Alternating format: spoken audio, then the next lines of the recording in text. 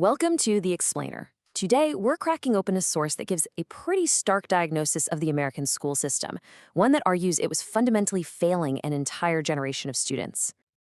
All right, let's just dive right in. We're looking at the arguments from Thomas Sowell's book from the 90s, Inside American Education, and it kicks off with this just incredibly alarming claim.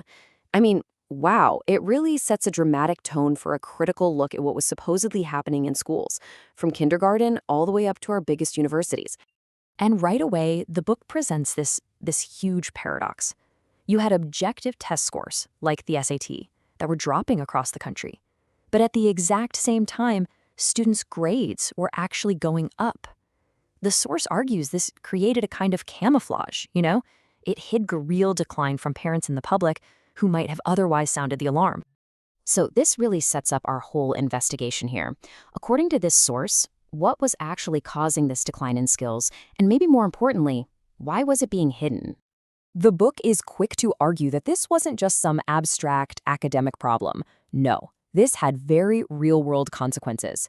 We're talking about major companies struggling to find people who could do basic tasks. Get this, one company reported that only 4 out of 10 job applicants could pass a 7th grade level exam. Another actually started airlifting work to Ireland because they couldn't find enough reliable workers here. The point is, the problems in the classroom were directly hitting the nation's wallet. So, where did all this start? Well, our investigation now goes inside K-12 schools, where the book claims there was a massive shift in what schools were even trying to do. The source points to this major shift away from traditional learning, reading, writing, arithmetic, and towards something it calls affective education. The whole goal of these programs wasn't really to teach facts or skills, but to actually reshape the values and mindsets of children. And of course, all this took valuable time away from those core academic subjects. And to show what this looked like in practice, the book details some pretty shocking classroom exercises it describes as psychologically stressful.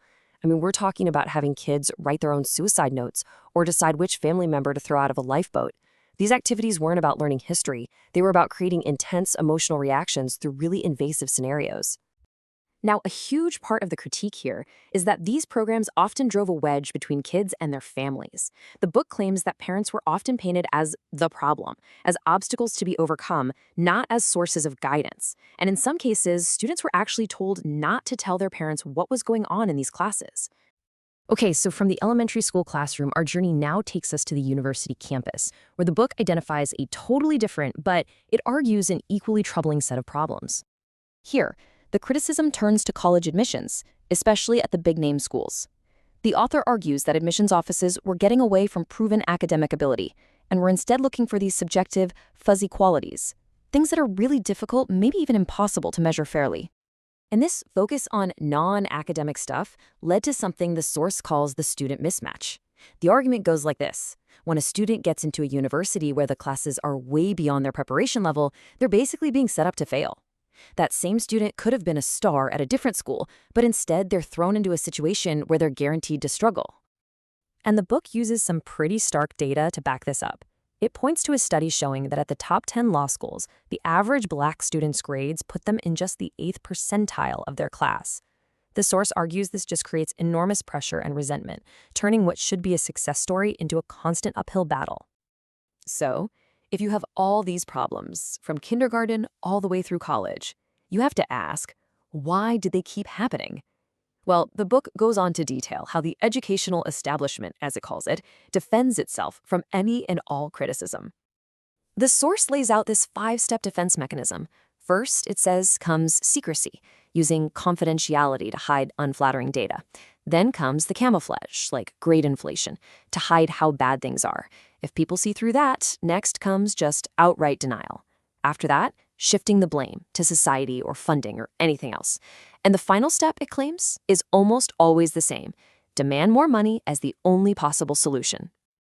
And the book argues you can see this defensive strategy in action in the debate over something like school choice.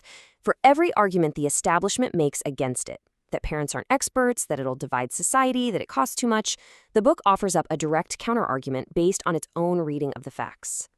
So all of this brings us to the book's central thesis. The core problem, it argues, isn't just one bad policy or one silly fad. It's something much deeper, a complete and total lack of accountability. And here it is, the heart of the argument. According to this source, the education system has managed to build a wall around itself, protecting it from any real measurement of its results. And think about it, when there are no objective standards and no real consequences for failure, what's the incentive to get better? Because of that, the author proposes a two-part solution to create those missing incentives. First, external measurement. That means standardized tests that are not controlled by the very people being graded. And second, parental choice. The idea is that allowing parents to choose creates competition and basically turns thousands of parents into independent watchdogs who demand results. Inside American Education offers a really stark and, for sure, controversial diagnosis of its time. Now, whether you agree with its analysis or not, it forces us all to think about these huge questions. What is the real purpose of education? And at the end of the day, who is accountable for the results?